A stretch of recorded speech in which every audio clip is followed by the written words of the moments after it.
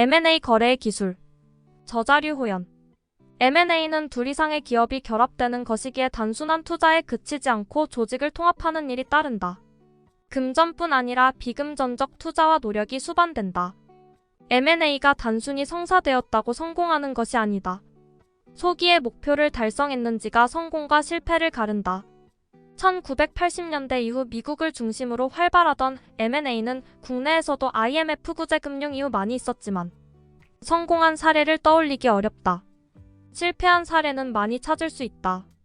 대우건설과 대한통운을 인수했던 금호그룹, 이커야즈사를 인수한 STX조선 등 실패한 원인으론 구체적인 전략과 목표 없는 M&A, 전략적 시너지 미발생, 사업 환경 악화, 무리한 인수 대금으로 인한 금융 비용 압박이 있다. M&A 거래가 종결되었다면 사실상 본 게임은 이제 시작된 것이다. 대상 기업의 자산, 브랜드, 인력, 기술, 계약, 고객, 전산 등 모든 요소를 인수하는 것이기에 통합하고 시너지를 내는 과정에서 실패가 많이 발생한다. 기업이 비전과 목표를 설정하고 전략을 수립하는 이유는 지속적인 성장을 위해서다. 사업은 성장하고 쇠퇴하는 수명 주기를 갖기 때문이다. 경영자들은 목적하는 바역량 기간을 여러 가지 대안들과 같이 고려해봐야 한다. 예를 들면 기업의 경영 전략상 아무리 좋은 인수 대상 기업이 있더라도 높은 가격으로 투자 효율성이 없다고 판단되면 내부적 성장을 택할 수도 있고, 반대로 가격이 조금 높더라도 신속한 사업 진출이 필요한 상황이라면 M&A를 선택하는 것이 합리적이다. M&A의 동기 1. 신속한 신사업 진출. 기존 업체와 마찰을 줄이면서 시장에 신속하게 진입할 수 있고, 특히 금융업과 같이 법률 및 정부기관의 인허가가 필요한 산업, 대규모 설비 투자가 필요한 산업에서 상당한 시간을 줄일 수 있다. 2. 시너지 창출. 사업 다각화를 위해 진행되기도 하지만 기존 사업의 효율을 높일 수도 있다. 전후방 산업 간 M&A 동안 수직 계열화로 원가 절감 등의 시너지를 추구할 수 있음. 3. 규모의 경제. 유통업, 물류업 등 규모의 경제가 필요한 산업. 4. 위험 분산. 유사 산업이 아닌 이종업종을 인수하는 것은 산업별로 경기 사이클과 위험도가 다르기에 위험 분산 효과를 위해서. 5. 신기술 취득. 기술 특허가 빠르게 변하는 산업 IT 기업 애플, 구글도 M&A 많이 한다. 6. 인력 확보. 우수한 전문 인력이 기업의 주경쟁력인 산업 IT, 게임, 자산운용, 컨설팅. 7. 자본이득 추구. 저평가 기업, 새로운 가치 창출할 수 있는 기업을 키워서 재매각할 목적으로. 주로 사모펀드 바이아웃. 일반적으로 IPO를 하지 않은 비상장 기업에서는 50%를 초과한 지분을 확보하면 지배권을 가졌다고 보고, 상장 회사에서는 다수의 소수주주가 존재하므로 2030%의 지분만으로도 경영권을 행사하고 있는 경우를 쉽게 볼 수 있다. 이는 기업의 지분이 분산되어 있고 자유롭게 거래되기 때문이다. 사모펀드는 볼트온 M&A 애드온 전략을 쓰기도 한다. 인수한 기업의 유보 현금을 통해 다른 기업을 M&A에서 사업을 더욱 확대하여 기업 가치를 높이는 방법이다. 한행컴퍼니는 2013년 950억 원의 웅진식품을 인수했다. 웅진식품의 현금성 자산을 활용해 대형식품 300억 인수, 동부팜가야 140억 인수를 인수했고, 기존 아침 햇살, 초록 매실 등 음료에 더해 제과와 사탕까지 포트폴리오가 다양해졌다.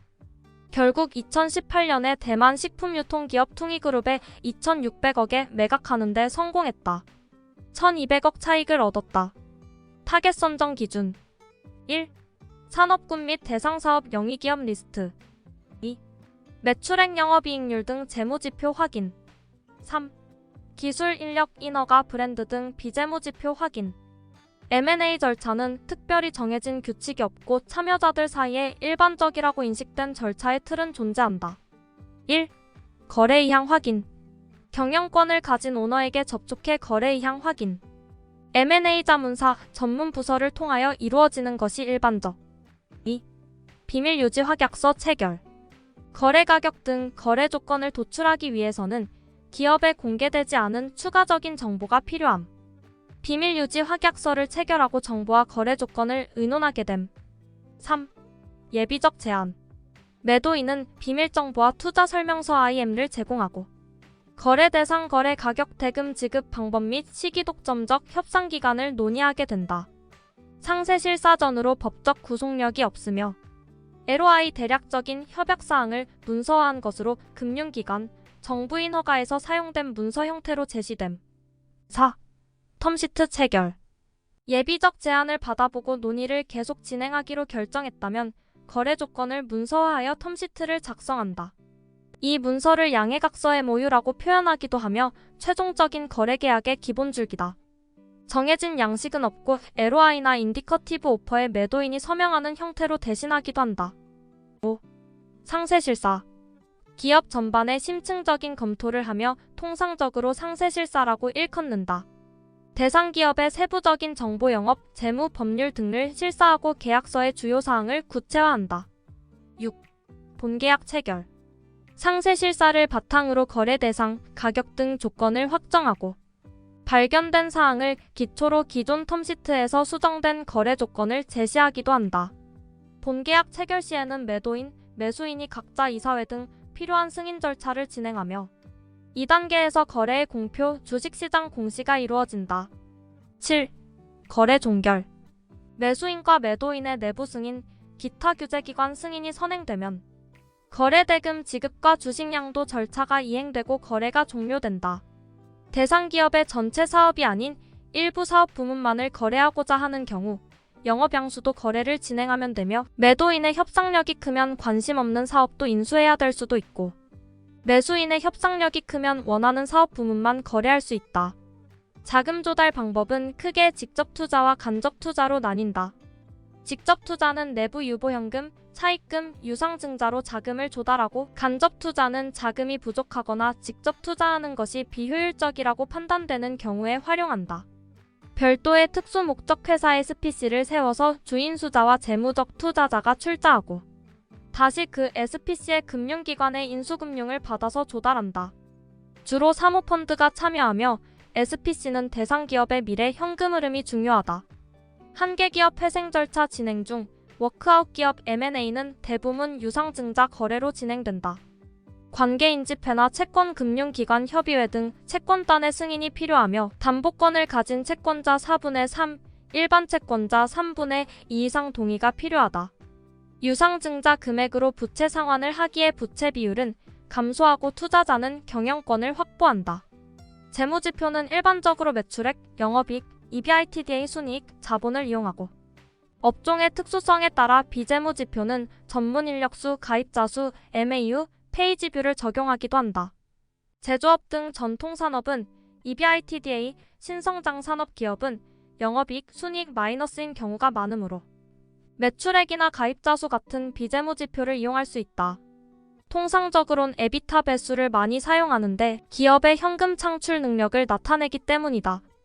투자자 입장에서는 가급적 수익가치접근법, 자산가치접근법, 상대가치접근법을 모두 활용하는 것이 좋다. M&A 거래가치 독자적 가치 경영권 프리미엄. 경영권 프리미엄 경영권 가치 시너지 가치. 정보가 공개되어 M&A 기대가 이미 주가에 반영되어 있다면 경영권 프리미엄은 없다고 볼 수도 있다. 시너지 가치는 모호하기 쉽고 사실상 없을 수도 있다. 주의사항 1. 비영업 자산은 주된 사업과 무관함으로 별도로 고려하라. 임대용 부동산, 투자 목적의 주식 및 채권, 기타 대여금 등. 2. 대상 기업이 기계장치, 설비, 비품을 주기적으로 교환해야 하는 사업을 영위하고 있다면 CAPX를 꼭 확인해야 한다. 3. 운전자본은 기업의 현금 흐름에 큰 영향을 미치므로 매출 채권 회수 기간, 매입 채무 지급 기간, 재고자 산회전 기간을 과거 데이터와 동종업계 유사 기업과 비교해 본다. 4. 생산시설의 가동률이 100%에 가까운 경우 특히 유의할 필요가 있다. 미래의 매출이 성장하려면 시설 투자를 하거나 외주처를 이용해야 하는데 긴 시간이 필요하고 매출원 가율이 변동한다. 5. 세무 리스크, 정부 과징금 리스크 등 우발 채무가 존재 시 에스크로, 계좌 또는 지불이 연금 등 조건부 지불 방법을 도입할 수 있다. 6. 노무 환경 관련 규제, 법령 개정은 가치평가에 반드시 반영해야 한다. PMI 인수 통합 과정은 M&A 거래 후의 통합 작업이지만 인수검토 시점부터 미리 계획을 수립해야 한다. 기업의 인력구조, 직급체계, 급여 수준을 파악하고 직급 조정, 경력직 및 신입사원 채용을 할 수 있고 인수기업과 피인수기업 간의 직급과 급여를 적절히 조절해야 한다. 그렇지 않으면 인력 이탈이 발생할 수 있고 인건비가 크게 상승할 수도 있다. 유휴자산, 비영업자산은 현금화할 것인지 사용할 것인지 매각한다면 어느 시기가 적합한지 투자 관점으로 고려해야 한다. 비용 절감 요소가 존재하는지도 실사에서 중요히 파악해야 한다. 예를 들어 구매처와 수의계약을 진행 중이었다면 입찰 경쟁을 도입하여 원가 절감이 가능할 수 있다. 최근 무신사 기업 분석할 때도 여성의류 플랫폼을 M&A했다가 손실만 본 사례를 보았고 H&M과 하림도 M&A를 진행하고 있다. 한국도 자본 선진화가 진행됨에 따라 M&A 거래는 증가할 것이고 기본적인 맥락과 목적을 이해하지 못한다면 기업 분석 모멘텀에서 뒤처진다. M&A는 인력 전산 브랜드 등 모든 유형 자산과 무형 자산이 통합되는 과정이다. 변화하기에 기존보다 시간과 비용이 쓰이는 것이 당연하다. 저평가된 가격으로 나온 딜이 아닌 이상 보수적으로 보는 게 맞다. 물론 저평가되었는지도 어느 정도의 경험과 측정치가 필요하다. 어떤 기업이든 M&A는 동종 산업 규모를 키우거나 사업 다각화, 투자의 목적으로 장밋빛 미래를 그리면서 인수를 완료한다. 당장 옆 부서랑 통합하여 새로운 매뉴얼을 정하고 인력 직무를 배치하고 커뮤니케이션하면서 시너지를 이루는 것이 쉽지 않다. 이것이 더 큰 사업기업 부문으로 진행되었을 때는 가는 길목마다 정답을 고르기 쉽지 않을 것이다. 주식 투자에 있어서는 H&M과 하림의 주가가 급등했다가 급락했다. 하림의 자회사 펜오션은 23조 유상증자 이슈로 줄곧 하락 중이다.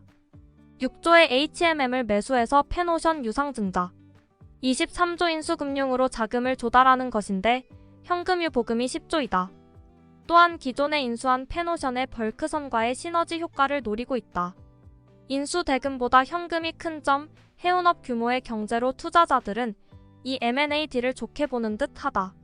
리스크로는 해운업 산업 악화가 있었는데 예멘 반군으로 홍해, 항로를 사용하지 못하자 운임 상승으로 이어질 것이라는 논리가 더해져 리스크를 조금 낮춘 경향이 있다. 이처럼 정확히 인수기업과 피인수기업의 산업과 영업 상황을 정확히 이해할 때 우리는 M&A 딜을 어느 정도 예상할 수 있다. 그러기 위해선 이슈가 소식통으로 두루뭉실 떠다닐 때 미리 기업과 산업을 공부하여 엑시트 투자 전략을 계획해야 한다. 여기까지 류호연 작가의 M&A 거래에 관한 기술을 소개해드렸습니다. 구독과 좋아요 알림 설정은 다음 영상을 만드는 물음표에게 큰 에너지를 줍니다.